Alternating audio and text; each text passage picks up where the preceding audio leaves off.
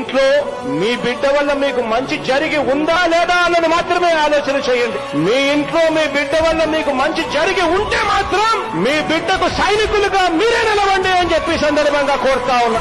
ఇచ్చిన మాట తప్పితే ఓటు వేయొద్దని చెప్పిన దమ్మున్నడు జగను.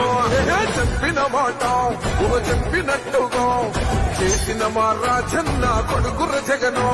ఏ కష్టం రావద్దని పేద గుండెకు ప్రతి పథకం పంపిండుర గడప గడపకు. పులి గడుపులో పులి పుట్టినట్టే పుట్టిండురా. జెండలు జత కట్టడమే మీ ఎజెండా, జనగుండల గుడి కట్టడమే జగను ఎజెండా. బలిరా బలి బలిరా బలిరా, పులి వెందులలో పుట్టిందా పులిరా.